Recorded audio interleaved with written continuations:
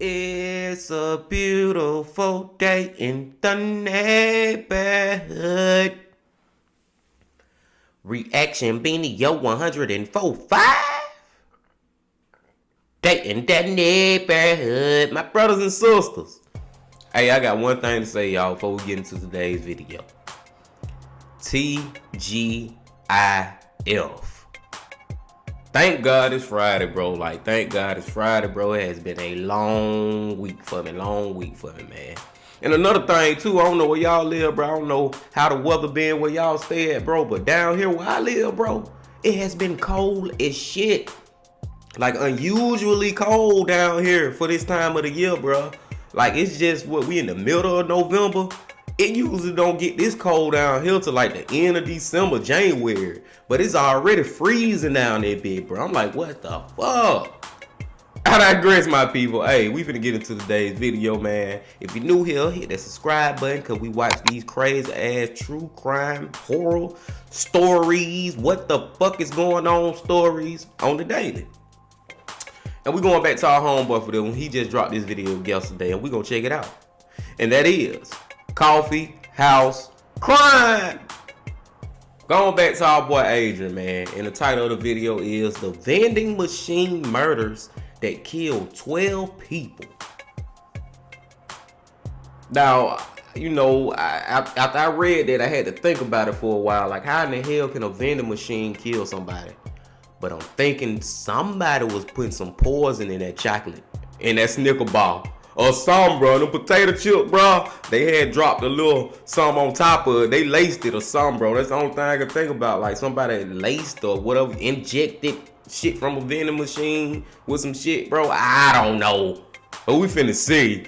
But before we see, my people, y'all know y'all got to get whatever you may need. Get what you need, man. This should be a good one, bro. From our boy Coffee House. Y'all ready to go? Then let's fucking go.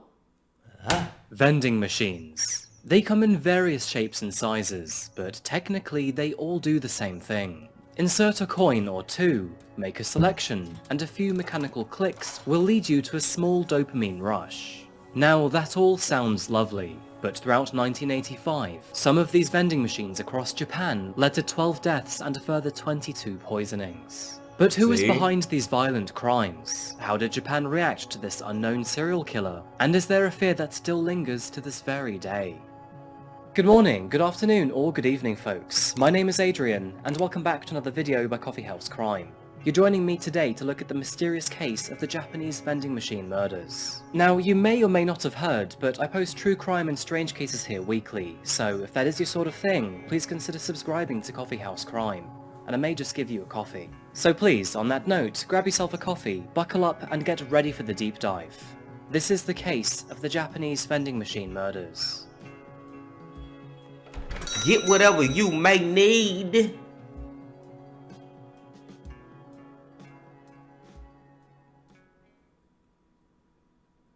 In this video, we're traveling back in time to the 1980s, and turning our focus to the prosperous country of Japan.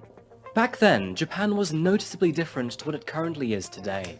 The country was the envy of the world, growing at an annual rate of 4%, and its economy was rocketing. Now, I wasn't alive for this period of time, but what I've been told is that this golden era is often referred to as a miracle after the devastation of World War II. Unemployment was at a staggeringly low 4.9%, and most of its population had a considerably healthy income when compared to their costs of living. In tandem to this, manufacturing and exportation increased rapidly, which gave way to a very favourable source of international income. During this time, most major cities across the country were characterised by busy streets, filled with traditional flags and advertisements. This certainly was a time when urban Japan felt haphazard but nostalgic. The 1980s were a time before the birth of modern social media, and gaming relics were yet to be released. Donkey Kong saw the light of day in July 1981, and Super Mario Bros. Followed suit in the year 1985. And after this, as we all know, the gaming empire of Nintendo exploded in popularity. When it comes to Japanese media, it is often hard to forget anime and manga. Studio Ghibli was also established in this decade, with famous titles such as Akira and Astro Boy coming into popularity. Now, on the more traditional side of things, Japan began to experience a decrease in its rural population, as people moved to the big cities to find work during the economic boom. And of course, along with its booming economy and many famous titles came tourism. Tourism in Japan started to take off, and countries such as America, Germany, Sweden, Indonesia and the UK grew an affinity for the country. Naturally, this brought in many cultures and languages from across the world. And to add to Japan's prosperous and otherwise closed-off economy came an increasingly diverse nation. Now, speaking of Japan's rich diverse... Bro, I ain't gonna lie, bro. Lord willing, bro, I want to visit Japan one day so bad, bro. Please, Lord, let me visit it one day before I go. Please, Lord, let me get some money. And another thing I want to say about Adrian Coffee House real quick, bro. I love how all that footage that he just showed was actually from the 80s era of Japan. You know what I'm saying? Just a nice touch, bro. It wouldn't make these people that we be fucking with so good at what they do, bro. Let's go. In tourism, and before we continue, I did want to remind you of Coffee House Crime's long-term sponsors, Babbel. Welcome to autumn, folks. Like, it's that little shit like that I feel like put him, that chapter, Mr. Baller, and Assault, like it would make their channel so great to me compared to a lot of other ones. Let's take it back right here, and let's go. Massive 60% off your subscription. And get that Thank Babbel. you to Babbel for sponsoring today's video. Thank you to you folks for supporting us content creators. And now let's get straight back to today's video. Now, one of Japan's many characteristics is its tendency to make things as convenient as possible. Whether that be a fast and reliable train network, a well-kitted convenience store, or a konbini on almost every street. And of course, what I'm talking about is vending machines. Although in many other countries we may see an odd vending machine in a mall or train station, in Japan these are almost everywhere, and you can even apply to have one put right outside your house. Wow. Now, Japanese vending machines can serve almost anything, from your usual assortment of drinks on the go, served hot or cold, all the way down to, well, bee larvae and even bread in a can. What? Now, I don't say this lightly, but the Japanese have pushed the very limit on what can be shot down a tray, all for a few coins at your convenience. And of course, with Japan being all things over the top, there are even vending machine restaurants if you wanted an assortment to choose from.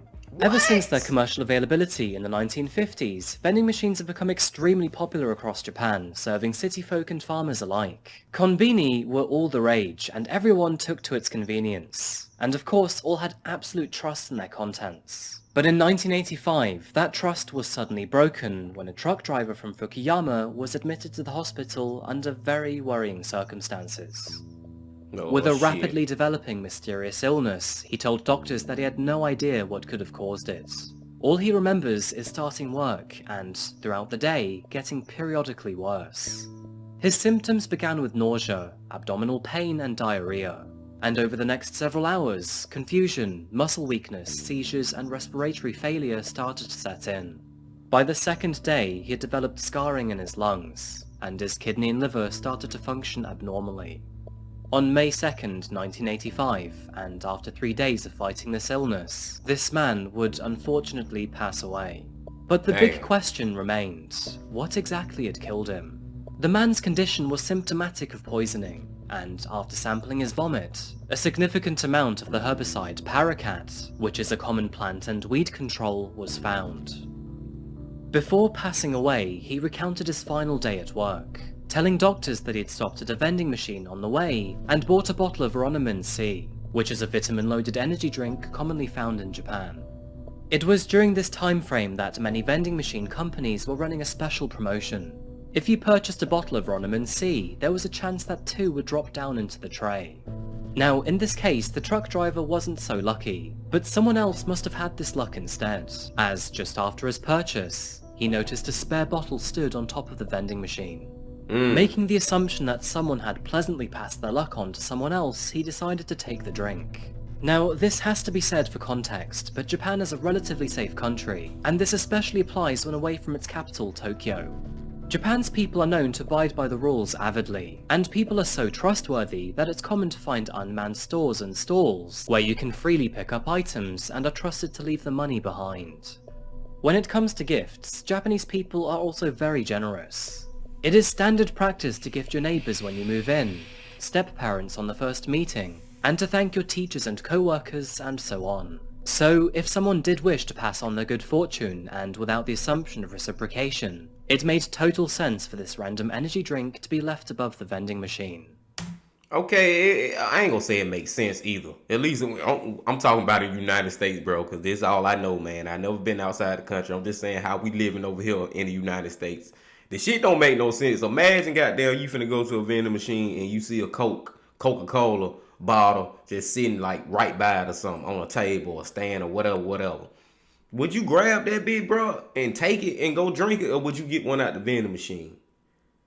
Now, I'm leaning towards that I would get it out the vending machine, but even if I don't get it out the vending machine and I do decide to take this, even though I wouldn't even take it, bro, because I consider that shit stealing over here, bro. I'll be thinking the police trying to set me up for stealing this goddamn Coke. But I'm just saying, if I did, if I twist that top and it ain't no seal, that seal don't break. Oh, hell no. No, hell no. So I want to do this shit, got a seal on it that made it look like it was a legit, you know what I'm saying, bottle, whatever this is. I can't remember the name of it now. But would y'all fucking take that shit or just get one out the damn vending machine? Let's go. After drinking his first bottle on the way to work, our unfortunate victim began his second over lunch, and that is when he began to feel ill. Now at first, doctors and investigators took no note of this, but after running out of other options, they decided to take a closer look at the drink. And what they found was paraquat.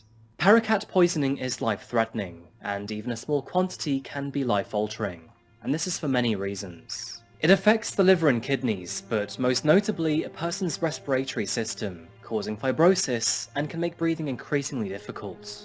For example, this is a scan of the lungs of a survivor who had been poisoned by paraquat. The white area is fibrosis, but thankfully it didn't spread far enough for the patient to die. But here is a lung scan of a patient who had died of the same problem. Damn. The entire right side of their lungs had been overtaken by fibrosis. In addition to this, many paraquat poisoning victims also suffer from liver and kidney failure, which, as you can probably imagine, is an excruciating way to die. Hell The yeah. thought of this all is terrifying to say the least. And for someone to do this to a total stranger who has never affected their life in any form is a very harrowing concept.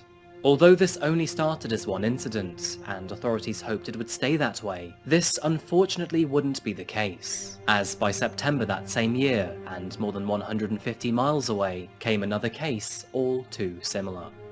On September the 11th, 1985, a 52-year-old male had stopped by a vending machine after a long day of fishing. To quench his thirst, he picked up a bottle of, you guessed it, Oronoman C. Not from a shop, but a local vending machine. After hearing his drink clunk into the dispenser tray, he reached in to find 2 bottles. And assuming he got lucky, he took both home with him. After beginning to drink one of these bottles on his journey back home, he began to feel woozy. And after feeling concerned that it may be the drink, he closed the bottle and took it to the hospital with him. Hold on, bro. Real quick. Am I tripping? I thought the first time he found one of the bottles like sitting up on a stand or some shit. Am I right about that? But this time it seemed like both of the bottles actually came out the vending machine. So this seems like it's somebody who working for the vending company doing this shit. Am I on the right track? I don't know, man. Let's just go.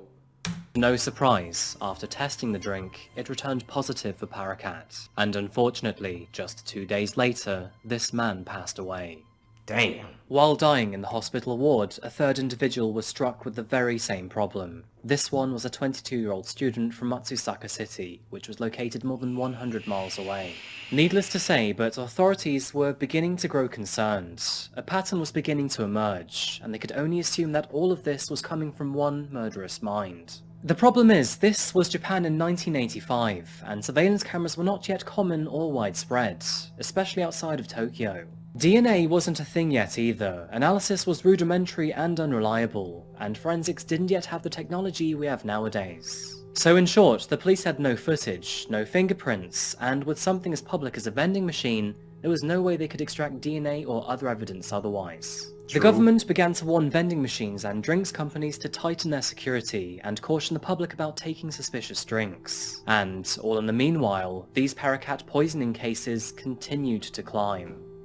Over the following months, many people across Japan began to fall ill under similar circumstances, and it's worth noting it was never in the same city twice. Between September the 11th and November the 24th, 1985, 35 people fell victim to paraquat poisoning, and sadly, damn. this claimed the lives of 13 people.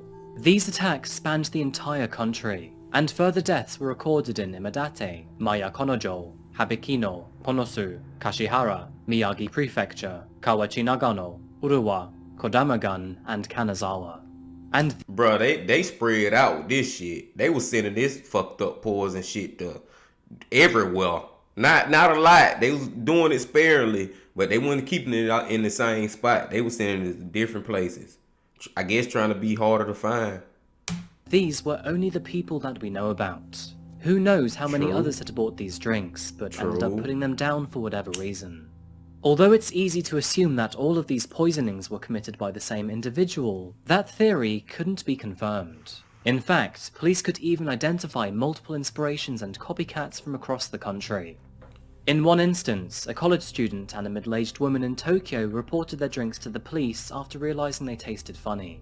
And after being tested, results came back to confirm traces of lime-sulfur mixture, which was not paraquat, but the modus operandi was all the same. In another instance, one young boy poisoned himself in a cry for attention. He thought that if he was hospitalized, all of his classmates would visit him while in hospital. For the Really? record, kids, please don't poison yourself. There were other occasions too. In September of that same year, an art gallery worker attempted to poison her manager by slipping cyanide into his coffee. What an absolute betrayal to caffeine. And another man, while out at a restaurant with co-workers, discreetly dissolved paraquat into multiple drinks in a dark attempt to poison those attending. All of this was due to his grudge against the company. Although this specific attempt failed, he did eventually manage to bankrupt the company. I'm not sure why, but he must have been seriously pissed off with his employer. And after hearing how accessible paraquat was, another student mixed the chemical into his drink to take his life, but luckily he was unsuccessful. Circling back to the point, the police had no idea who the original assailant was. All they knew was that the actual killer was most likely a sole individual with a very dark affinity for paraquat. This was likely someone who was socially deprived and relished the fact that it was causing unimaginable pain and even death to total strangers. The general public even gave a nickname for this type of criminal, Yukai-han, which sounds similar to Yukai, which is a supernatural monster found in Japanese folklore. And this mysterious murderer could have been almost anyone. The only requirement to buy this herbicide is to be over the age of 18. After November of that very same year, paraquat poisonings ground to a very halt, and to this very day, no one knows who killed the dozen people. It is not actually known what happened to the killer, but... Oh man, Coffee House, I just knew you was gonna goddamn tell us who did this shit, bro. I was waiting to find out who the fuck the killer was. What the fuck? Oh man, I hate these kind of cases, bro. I hate that, bro. I hate that. Just guessing, they were likely satisfied with their impact, impressed by the number of copycats, and just simply decided to quit while they were ahead. Following their deaths, the company that owned Ornament C eventually made a public broadcast to let people know they were making their bottles tamper-proof. And to this very day, if you go into a konbini or to the right vending machine, you will notice that all Ornament C drinks are in a glass bottle with a tamper-proof pull-off lid. Much of this case reminds me of the infamous Tylenol poisonings of 1982 that took place in Chicago, which I think many of my American viewers will recognize. In this story, tampered-proof bottles of Tylenol were placed on supermarket shelves across Chicago. It is possible that the murderer in this Japanese case was influenced by these killings, as the Chicago case took place only 3 years before their spree. The case was extremely high profile and had international coverage, and the culprit was never caught either. After the Chicago poisonings, the packaging of many medicines was designed to be tamper-proof, and in an effort to save its reputation, the company responsible was also highly vocal about this. But unfortunately, jumping back to Japan, this case has remained cold ever since. And despite hundreds of leads and almost 37 years passing, nobody has ever been arrested. But there are multiple theories on who could be responsible for the Paracat murders. Some have speculated that the assailant could be a previous offender who had threatened various food companies only 1 year before the murders. He was known as the so-called monster with 21 faces. It is alleged that this was an organized group of people who wanted to attain money from multiple large food corporations. They made multiple threats to poison their stock before placing them back onto supermarket shelves for the unsuspecting public to then buy. And although it does sound similar, they were far bolder and more brash with their techniques. They often sent aggressive letters to various companies, newspapers and the police, and, at times, had even kidnapped influential members of these companies. But the Paracat murderer was far less boastful about their actions, and never made any public threat for personal gain. So, at least in my eyes, it seems that these two cases are totally unrelated. And if this honestly was only one person, then their murder count ranks as one of the highest Japan has ever seen, as many serial killers are often caught way before the figure of 12. Sadly, it is likely that we will never know who this individual is, and even to this day, they could be out there right now, aging and elderly, waiting for death to take their secret to the grave.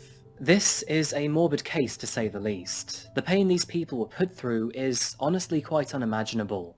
And all of this happened through accepting the random act of kindness. And although it is doubtful that this will ever happen to you, it's an excellent example of why you should always protect your drink, be it from a night out or free from a machine.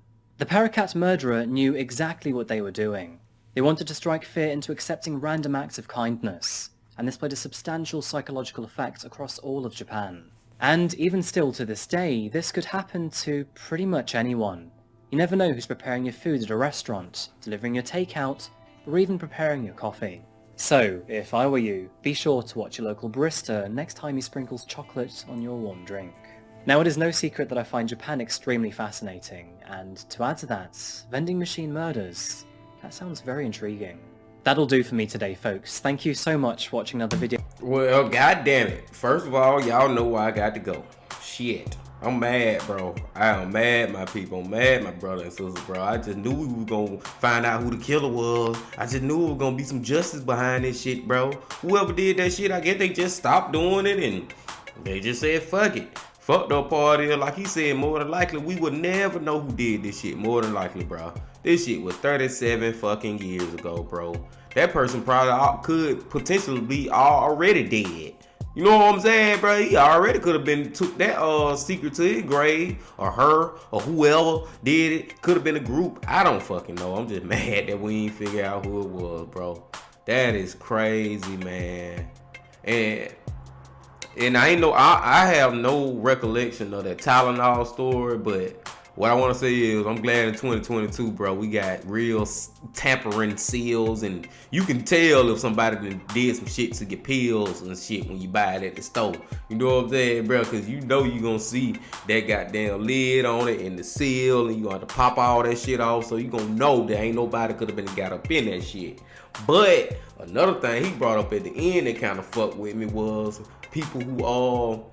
Like when you go to restaurants, you never know what the hell the shelf might have some, what it called, paprika. I don't remember what the word is that they were putting in that drink, bro. They might have some of that shit sprinkling it on your food, man. Or fucking go to Starbucks. Somebody might, before they give you your goddamn coffee, put a little of that shit up in there, then give it to you. He made me think, oh, you get the damn Uber. Get your Uber food, your delivery and shit. And before they bring it into your house, they done pull it up in front of your house. They sprinkling the shit on top, bro. I don't know, man. I know that shit ain't very likely to happen, bro. But I'm saying they could be some sick motherfuckers out here that would start doing some shit like that, man. It really could be, bro. We cannot put nothing past the human race. The human race is the most amazing thing that we'll ever see in our existence, bro. And they do crazy shit sometimes. I'm talking about they. It's a we, because I'm part of it. But for real, bro, I don't know, bro. It was a good story, man. I'm gonna let y'all go now. I'm glad y'all came back and fuck with me. Hey, hit the like, comment, subscribe if you ain't yet, bro. And I'll see y'all tomorrow. But until then, my friends, The bean baby. Ledge.